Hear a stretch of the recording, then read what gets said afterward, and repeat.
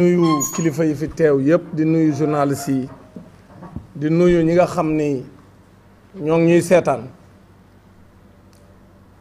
di wax ni tey gàcce gu rëy laa am te jàpp naa ni sénégalais yi seetaan yëpp am nañ gàcce sénégalais yi seetaan yëpp am nañ gàcce ndaxte comme ni ko ñëpp xame ni lii xew Sénégal ci jamono ji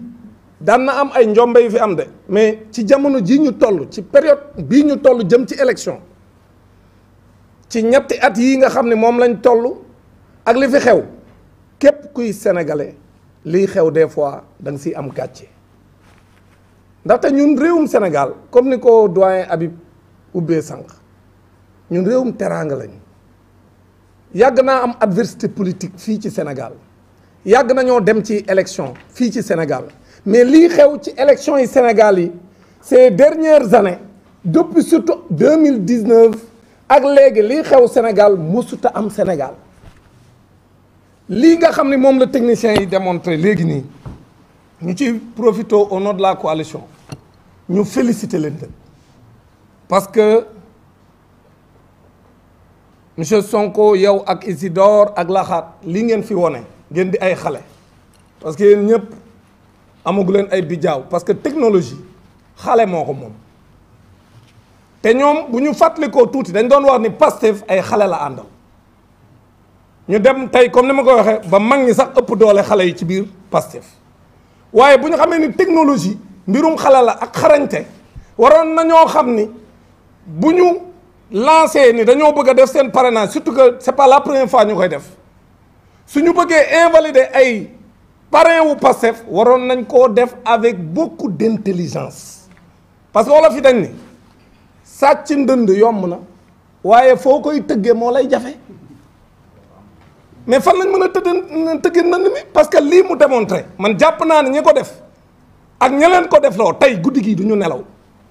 te sénégalais yëpp yëg ko adduna bi yëpp yëg ko parce que dañ ko projeté en direct ñëpp di ci teg seen bët lii gàcce la parce que bëgg nguur wala téye nguur warul jaral nit mu àgg fii conseil constitutionnel li ma jàpp mooy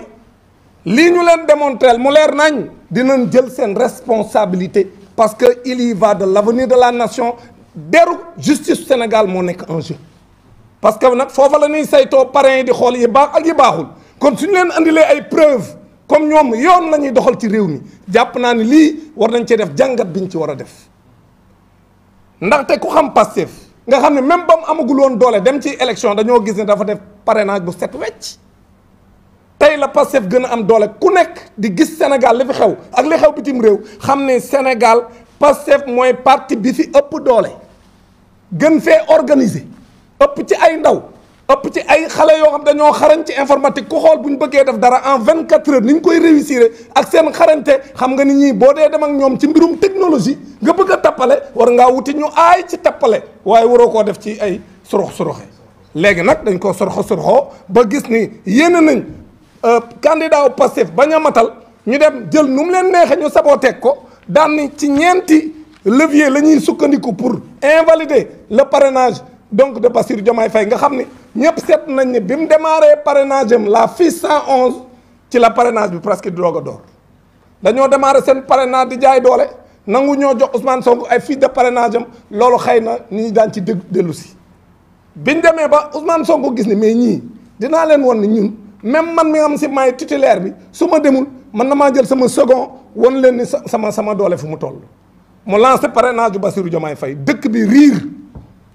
fépp ci région yi dans les villages dans les coins les plus reculés du Sénégal fépp ñu gis ni parrainage bi mi ngi takkarnaase te tey ñu gis ay candidats yu tekkiwul dara yu kenn xamul ñu taxaw di valider devant Pastef nan nga mën a xalaate koo xam ne kenn xamu ko wala ay candidats yoo xam si fu ñu dem ci mbedd mi kenn xamu leen amul benn dëkk bu ñu am ay section amul benn dëkk bu ñu am ku leen fa représenté man xam naa sax ay candidats yu nu parrainé yoo xam ne dem nañ ci dëkk di wut ku leen fa représenté ci biir parrainage bi kooka ñu bëgg koo valider ay parrain ki nga xam ne moo gën a organiser ci parti yi muy Pastef ëppale fi ay nit ci fii ci Sénégal ak ci diaspora bi ñu taxaw ne matalul ay parrain loolu ñoom ñu koy def sax waroon nañoo xam ni bu ñu bëggee éliminer Bassirou Diomaye Faye war nañoo wut yeneen yoon yu ñu jaar mais pas ci ay tappale kon lii lu leer naññ la liñ ci bëgg a jàngat nag mooy lii nga xam ne moo am lu nu dut baaraam la wan na leen ni Pastef lépp lu muy def da koy organiser parce que ñi naan ex Pastef sax ku ci xëy bu waxul ci Pastef kenn du ko seetaan ñi naan ex Pastef suba ngoon ci xeex Pastef lañ nekk kon ñëpp xam nañ ni Pastef moo fi nekk dem ci élection nag yoo xam ni da ngay wuti pexe pour ni Pastef du am candidat kooku mënul nekk boo jëlee diaspora bi ak fii ci Sénégal képp kuy wax dëgg xam nga ni Pastef moo yore majorité bi nga bëgg a dem ci élection yoo xam ni da ngay jël ay éléments de langage di ko waxloo ay nit naan leen Pastef sax ñoom duñu am candidat lu tax ba duñu am candidat ñoom dañoo moom réew mi ba Pastef du am candidat dañoo moom réew mi ba Ousmane Sonko nekk candidat dañoo moom réew mi ba le candidat de l'anti-système bu ko neexee du ànd ak yeneen candidat dem comme ñoom système bi dañu amee seen yeneen candidat kon loolu mooy wax ji aujourd'hui dans cette élection il y a deux camps qui doivent s'affronter benn camp bi nag dafa ragal ba def erreur yi mu def dañu ragal parce que lii wane na ne dañu ragal Ousmane Sonko ak lépp lu jege Ousmane Sonko réew mi nag réewum yoon la lay nekk parce que kenn du fi nekk di fi jaay doole li ñu bëgg a wax sénégalais yi ñu dégg ko waa diaspora bi dégg ko mooy lii ñu démontré dañ cee dut baaraam mu leer nañ ñi kenn mënu koo werante amul luñ ciy laam-laamee kon nag comme leer na nañ ni ay pexe lañ def pour saboter le parrainage de Pastef kon nag ñoom nañ jël seeni responsabilité ñoom conseil constitutionnel parce que duñ nangu benn régime nekk fi di jaay doole di imposer ku ko neex pour mu nekk candidat ak ku du nekk candidat kon lii nga xam ne moom lañ fi wax mooy ñoom depuis le début li ñu bëgg mooy Ousmane Sonko du bokk ci élection yi te teguñu ko fenn Ousmane Sonko décision de justice yépp da koo favorable biñ ko génnee ci fichier électoral bi ci jaay doole dafa dem jaar fa mu war a jaar Ziguinchor juge ba fa nag jël responsabilité ñu dugalaat leen ko kon Ousmane Sonko officiellement mi ngi ci biir fichier électoral bi comme officiellement mi ngi ci fichier électoral bi ñu dem bañ koo jox ay fiche de parrainage am mu dem xeex pour ñu jox ko ay fiche de parrainage am juge bu Dakar tamit ni wax na dëgg jox leen ko fiche de parrainage am parce que radiation bi jaarul yoon ñu dem defi pexe ba démb gis ngeen li ñu def cour suprême daan ni léegi Ousmane Sonko donc ñoom dañoo jàpp ni lépp li nga xam ni moom la defoon comme recours ñoom neenal nañ ko alors que dafa posé woon loolu avocat yi daan ci delsi li ñuy tuddee exception d'inconstitutionnalité mooy article 260 du code pénal méngoowul ak li constitution bi wax ñu xam ko te cour suprême amul droit di apprécier l'exception d'inconstitutionnalité daf ko war a jébbal conseil constitutionnel mu àtte mu bañ ko def jaay doole démb loolu ngeen gis donc li nga xam ne moom moo am tey conseil constitutionnel ñëpp gis na ni jaarul yoon parce que dugguñ ci biir dossier wu Ousmane Sonko pour xool ni li ñuy wax ne ay pièces yu ko manqué la lay tax mu waroon ko am administration bu Sénégal lënkaloo ak régime bi fi nekk ñoom ñoo ko xañ te andi na les preuves donc de la diligence utile bi tax moom bi mu demee moom ak mandataire am ak parfois même avocat bi dañ ko bañal kon conseil constitutionnel wërta def une appréciation aussi simpliste de l'affaire daal ni non xool nañ pièces yi am na benn pièce bu manqué wala am na ñaari pièces yu manqué daal di taxaw daal di rejeter affaire bi teguñu ko fenn liy dëgg mooy Ousmane Sonko est candidat conseil constitutionnel na teg mbir mi ci yoon Ousmane Sonko mënuñu apprécier dossier am comme ni ñu apprécier ñeneen ñi parce que moom rek cote moo ci nekk ci candidat yi koo xam ni moom dossier am dafa am contentieux te contentieux boobu dafa am loo xam ne moom justice su Sénégal moo ko ci jox dëgg administration bu Sénégal défier la justice sur instruction du président de la République et de son ministre de l'Intérieur lii mooy dëgg kon nag li ñu doon xaar ci conseil constitutionnel mooy mu appliquer la jurisprudence yu mës a am en 1998 y a une jurisprudence bu ma yore nii muy la jurisprudence Insa Sankaré Insa Sankaré lan la woon mooy conseil constitutionnel vous l'avez vu le document est là qu'on peut partager Insa Sankaré dañ doon dem élection le 3 avril 1998 mu dem di déposer caution booba du woon CDC comme tey booba trésorier général moom moo doon jël xaalis bi caution bi booba ci élection député tolloon ci 3 millions bi mu demee di ko déposer après 18 heures mu ñëw fekk ni trésor tëj na ay buntam alors que la loi disait minuit la ñu war a tëj léegi mu dem wuti huissier ni ko kaay constaté ko ñoom tëj nañ mu dem ministère de l'intérieur leen dem naa pour verser waaye tëj nañ ñun ko ñun suñu yoon nekku ci ndaxte xaalis bi trésor a ko war a jël mu bàyyi ba ca altine ja juróom-benni fan le 6 avril 1998 mu dem trésor versé 3 millions daal di jël quittance ban ko jox le numéro de la quittance est là bi mu versé xaalis bi ñu jox ko le numéro de la quittance numéro de quittance bi mi ngi nekkoon numéro 88 98 36 buy wane ni versé na xaalis bi muy caution bi les 3 millions au niveau des caisses du trésor mu jël numéro quittance bii la jël ak reçu ban ko jox numéro quittance boobu ñu ko jox moom la jël boole ak PV de constat bi huissier bi defoon wax ne ñëw na avant ñuy tëj délai yi nga xam ne moom lañ fixé woon pour tëj dépôt de cautionnement bi bi mu defee loolu yóbbu ko conseil constitutionnel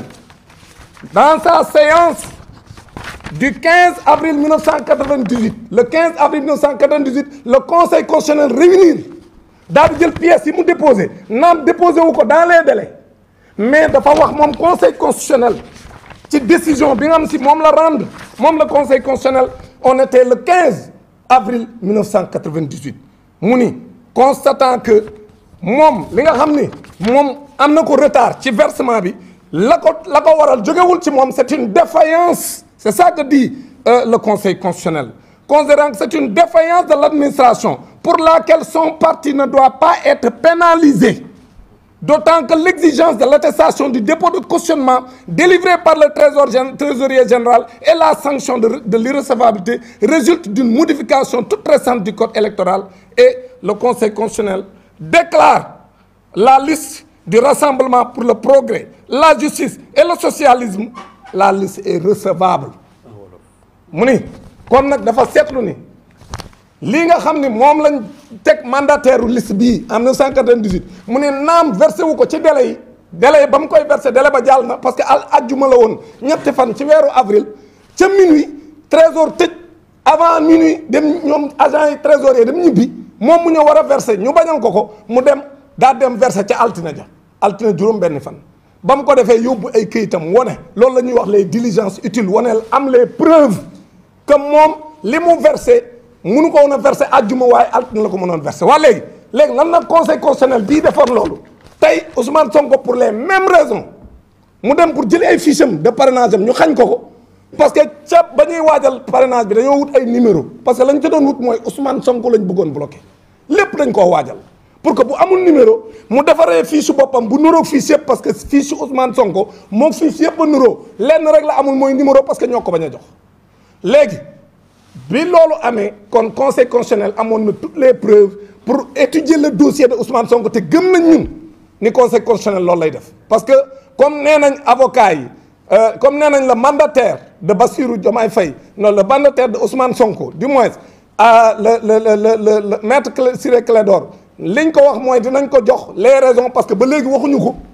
fan lañ sukkandiku ba mënuñu étudier parrainage am parce que parrainage am amul problème parce que ay député ñoo ko parrainé léegi nag kon ñi ngi xaar conseil constitutionnel dugg ci fond wu dossier bi bu duggee ci fond wu dossier bi gis ni ñaari pièces yooyu ñuy wax ne amu ko am na ko parce que joxe na quittance ñoom ñoo ko jox la attestation bi am na preuve que ñoom ñoo bañ déposé na li nga xam ne moom mooy décision de justice yi ñaari décision de justice yi favorable à Ousmane Sonko wax nañ ko delloo ci fichier bi ba noppi jox na leen également les preuves que dellu na pour jël attestation ñoom ñoo ko bañoon à la CDC donc leer na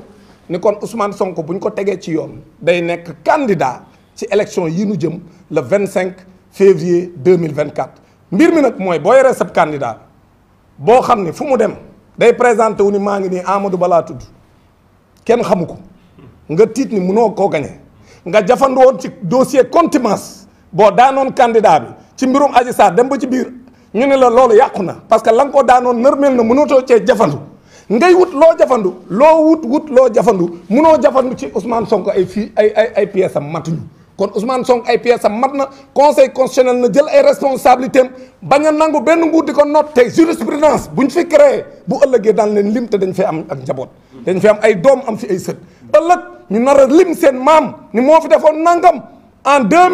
2024 ba ñuy dem élection seen maam moo fi taxawoon invalidé ab candidat boo xam si askanu yëpp moom lañ bëggoon mu nekk candidat kon li ñu bëgg a wax mooy ñaari candidat yëpp muy Bassirou Diomaye Faye muy Ousmane Sonko amu ci kenn koo xam ni mën nañoo fexe ñoom régime bii fi nekk ba jaay ko doole ba du nekk candidat kon loolu lañ bëgg a wax Sénégal gépp ñu dégg ko wax ko diaspora bi yëpp ñu dégg ko ne leeral nañ lépp ni ci ay tappale ak ay njuuj njaaj lañ bëgg a jaare pour Ousmane Sonko du nekk candidat pour Bassirou Diomaye Faye du nekk candidat et ñun loolu duñ ko mës a nangu. Maintenant je crois en 2 minutes je peux faire un petit résumé en français pour dire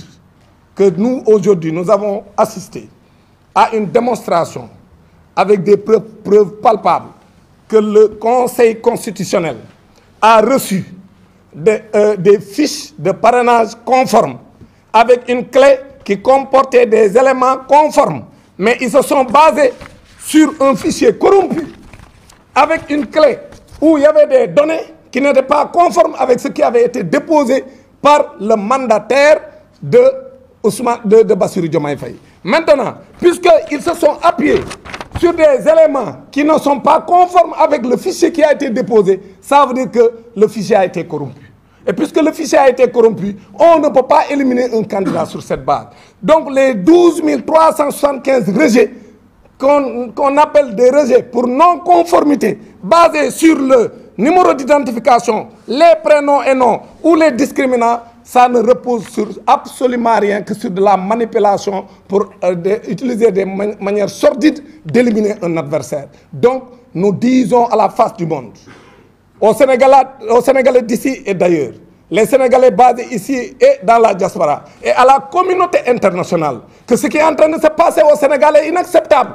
Le parti le plus organisé, qui a les jeunes les plus rompus à la tâche, donc qui sont des chevronnés sur les outils informatiques, viennent de démontrer la tricherie qui a été organisée au Conseil constitutionnel pour essayer d'écarter le candidat Bassirou Diomaye Faye, et nous ne l'accepterons pas.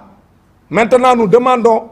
à la communauté internationale de recadrer le régime en place pour qu'ils comprennent que ces élections doivent être inclusives, libres et transparentes pour que les Sénégalais eux-mêmes choisissent leur prochain président de la République. Parce qu'ils savent qu'après avoir soulevé le dossier de l'accusation sur Adji Sarr, et aujourd'hui il y a un anéantissement donc du jugement, et ils savent que ce dossier maintenant est à volo. Maintenant ils veulent s'arc-bouter et vraiment ils veulent vraiment s'adosser sur